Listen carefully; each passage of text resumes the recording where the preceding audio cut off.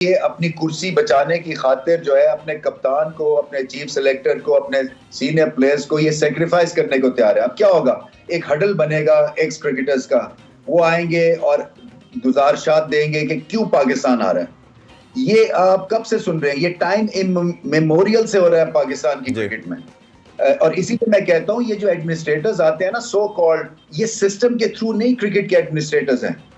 England में, Australia में जो क्रिकेट के एडमिनिस्ट्रेटर्स हैं उनकी पूरी ट्रेनिंग हुई होती है। वो जान मार के हर जगह से ऊपर वहां पे तक पहुंचते हैं क्योंकि उनको गेम का आइडिया भी हो जाता है। यहाँ पे कैसे आइडिया होता है, कोई सहाफी है उसको आप चेयरमैन लगा देते हैं, कोई शुगर मिल ओनर है उसको चेयरमैन लगा देते हैं। तो ये कैसे, इनको आइडिया ही कुछ नहीं है गेम कैसे रन करनी है। रमीज भाई, आपने भी कल भी हमसे बात की थी, आज भी सुबह बात की, और आपने कहा कि अब कहीं ना कहीं लगता है कि इंग्लैंड हमारे अगेंस्ट फॉर्म में आ जाएगी, और हम ऐसी टीम है जो हर एक को फॉर्म में लेके आते हैं। आज के हवाले से अगर डिस्कशन करें तो ओबियसली जब आपका चांस सेमीफाइनल का ख़त्म हो गया था तो आपके लड़के बुझे बुझे थे, काफ़ी नीचे डाउन नज़र आए। उनकी बॉडी लैंग्वेज की बात करें, बॉलिंग की पहले बात करें तो एक्स्ट्राऑर्डिनरी रन्स करवा दिए। हर बॉलर जो है वो 70 से ऊपर रन्स कंसीड करता है। हारिस रऊफ की बात करें, शाहीन की बात करें, बैटिंग की अगर बात करें तो हमारे top order total collapse. Babar 9 में से 5 दफ़ा मिड विकेट पे आउट हो रहे हैं पुल मारते हुए। हमारा इफ्तिखार ओवररेटेड प्लेयर है जिसको हम बहुत हाइप दी, वो स्पिनर पे ऐसे आउट होता है जैसे किसी गली मोहल्ले का बच्चा है। तो ये जो मसाइल हैं हमारी टीम के, ये आपको लगता है कि किसी तरह कवर अप कर पाएंगे, या ये डिज़ास्टर हमें नज़र आता जा रहा है, एक्सपोज होते चले जा रहे हैं, इस पर कोई वापसी नज़र नहीं आ रही आपको? मुझे वापसी नजर तो नहीं आ रही है, इसलिए कि आपका न्यूक्लियस तो यही है। सो अगर आपका न्यूक्लियस ये है तो फिर आगे चल के भी, क्योंकि ये अभी यंग है और पीछे से खेप जो है वो तैयार करने वाली है। सो मुझे नहीं समझ आती कि किस तरह से वो खेप तैयार होगी, क्या सिस्टम्स हैं। आज ये 270 की मैक्सिमम पिच थी, 260 की थी, आपने 350 करा दिया। सो रेपुटेशन पे खेलना बंद होना चाहिए। आई थिंक आप देखें कि प्लेयर जो है वो कितने पानी में है, और फिर उसके बाद जो है कितनी फॉर्म है। आजकल का स्टेटिस्टिकल एज है, आजकल आप पंच अप देखते हैं, आजकल आप मैच अप्स देखते हैं, आजकल आप देखते हैं कि पावर प्ले में आपकी क्या परफॉर्मेंस है और सेकंड फेज और थर्ड फेज में क्या है। सो अगर आप 1 मैच, 2 मैच, 5 मैच, 7 मैच, कितने मैच देंगे आप किसी को कि वो आगे चल के परफॉर्मेंस करे, और उस वक्त तक किस्सा ही खत्म हो जाता है। सो ये पाकिस्तान का मसला है कि बहुत ज्यादा लंबी आप एक कईयों के लिए बना देते हैं रास्ता कि वो फॉर्म में हो ना हो, स्कोर कर रहे हो ना कर रहे हो, विकेट ले रहे हो ना रहे हो, वो पक्के हैं। और ये एक मैसिव चेंज की जरूरत है यहाँ पे। इसी तरह से बैटिंग के ऊपर भी मुझे तो पहले से ही पता था ये नहीं करेंगे, इसलिए कि मुश्किल पिच थी और इंग्लैंड की टीम प्रोफेशनल टीम है। अब आके वापस जब आएंगे तो इसको ठीक करना है, अगले 4 साल के लिए प्लानिंग करनी है, और वो सख्त प्लानिंग की जरूरत है, इसलिए कि वो आपको बताना पड़ेगा कि आप प्लान क्या कर रहे हैं और किस तरह से आप ये जो डायरेक्शन है बदल रहे हैं, और उसमें जो है आपको नए प्लेयर्स लाने पड़ेंगे। उसमें मुझे जो लास्ट मैंने काउंट किया था, कोई 13-14 प्लेयर्स हैं सर्किट में फास्ट बॉलिंग के जो कि 140 पे बॉल करते हैं। तो आप इस तरह से फिक्सेटेड हो जाते हैं पास परफॉर्मेंस के ऊपर कि फिर आप नए बंदों को लेके भी नहीं आते हैं, और आपको पता है कि बार बार हमें ठोकर लगती है।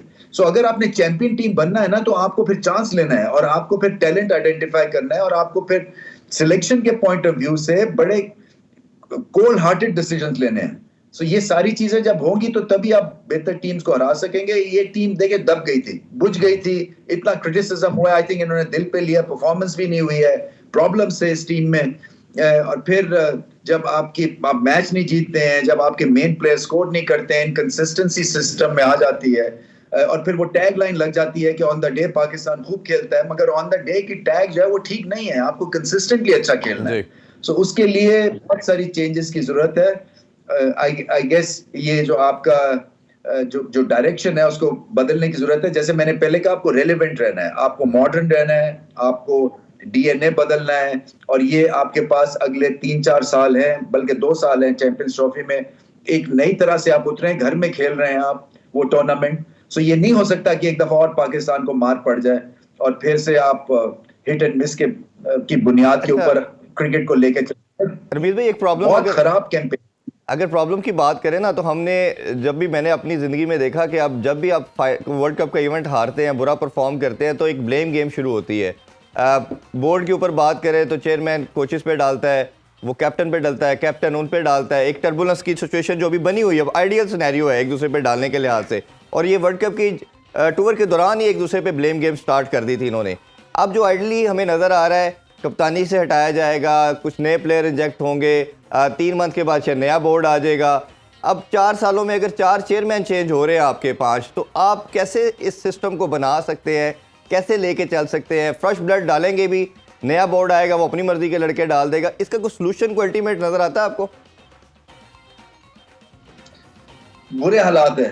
देखें, ये अपना ब्लेम गेम तो छोड़ दें, ये अपनी कुर्सी बचाने की खातिर जो है अपने कप्तान को, अपने चीफ सेलेक्टर को, अपने सीनियर प्लेयर्स को ये सेक्रीफाइस करने को तैयार है। अब क्या होगा, एक हडल बनेगा एक्स क्रिकेटर्स का, वो आएंगे और गुजारिशात देंगे कि क्यों पाकिस्तान आ रहा है। ये आप कब से सुन रहे हैं? ये टाइम इमेमोरियल से हो रहा है पाकिस्तान की क्रिकेट में। और इसीलिए मैं कहता हूं, ये जो एडमिनिस्ट्रेटर्स आते हैं ना, सो कॉल्ड, ये सिस्टम के थ्रू नहीं क्रिकेट के एडमिनिस्ट्रेटर्स हैं। इंग्लैंड में, ऑस्ट्रेलिया में जो क्रिकेट के एडमिनिस्ट्रेटर्स हैं, उनकी पूरी ट्रेनिंग हुई होती है। वो जान मार के हर जगह से ऊपर वहां पे तक पहुंचते हैं, क्योंकि उनको गेम का आइडिया भी हो जाता है। यहाँ पे कैसे आइडिया होता है? कोई सहाफी है उसको आप चेयरमैन लगा देते हैं, कोई शुगर मिल ओनर है उसको चेयरमैन लगा देते हैं। तो ये कैसे, इनको आइडिया ही कुछ नहीं है गेम कैसे रन करनी है, कोई आइडिया नहीं है। और फिर ये गिरफ्तार हो जाते हैं उस हडल के, और फिर वो हडल आता है, वो बताता है कि जी हाँ, बाबर आजम को आप फारिग कर दें और 2-1 नए लड़के ले। उससे क्या फर्क पड़ेगा? मुझे बताएं, उससे क्या फर्क पड़ने वाला है, जबकि आप सिस्टम ही ठीक नहीं करेंगे। तो ये नहीं हो सकता कि अपनी कुर्सी बचाने के लिए आप इंतजाम को भी कुर्बान कर दें और बाबर आजम को भी कुर्बान कर दें, और उसके बाद बैठ जाएं जी ऐसे कि जी देखें हमने ग्रेट डिसीजंस ले लिए हैं। ये इससे क्या होगा? ये कुछ बदलने वाला नहीं है जब तक कि आप ये नहीं रियलाइज करेंगे कि ये जो टर्बुलेंस है, ये जो सिस्टम में इस तरह की चीजें हो रही हैं, ये बैड गवर्नेंस है। चाहे वो क्रिकेट टीम को ले लें, वो पीसीबी को ले लें, और ये चलता रहेगा मामला ऐसा। ये ऐसा नहीं हो सकता है कि आप कमेटी एक बिठा के और चीजें सॉर्ट आउट हो जाएंगी, फिर उसके बाद आपकी मैंने फिर से मैं करो। देखें, मुझे जो खतरा नजर आ रहा है ना, ये पैरोकियल शहर की गंदगी जो अब उछलने वाली है ना, सिलेक्शन के पॉइंट ऑफ व्यू से, मैं आपको गारंटी करता हूं कि यहाँ पे और सेल्फिशनेस आ जाएगी, आपका क्रिकेट का मॉडल तबाह हो जाएगा। मैं अभी आपको बता रहा हूं, अगर आपने इस तरह के सिलेक्टर्स और चीफ सिलेक्टर लगा दिया जो कि जिसका जहन पोल्यूटेड है, जो कि अपनी क्लब के लिए क्लब मेंटालिटी के बंदा जो आके वो सिलेक्ट करेगा पाकिस्तान के प्लेयर्स को, पाकिस्तान डायरेक्शन कैसे बदल सकता है? बिल्कुल ठीक। ये इनके साथ हम खेले सर्टेन प्लेयर्स के साथ, इनके डीएनए से हम वाकिफकार हैं। और ये जो एडमिनिस्ट्रेटर्स हैं, ये नहीं है, इनको आइडिया ही कुछ नहीं है। ये थोड़ी है कि इस सिस्टम से निकल के ऊपर आए हुए हैं, ये तो बिठा दिए गए हैं और बिठा के ये अपना वो ताकत लेते हैं उस सिस्टम से और कहते हैं जी कि हमसे बेहतर कोई क्रिकेट को गवर्न रन नहीं।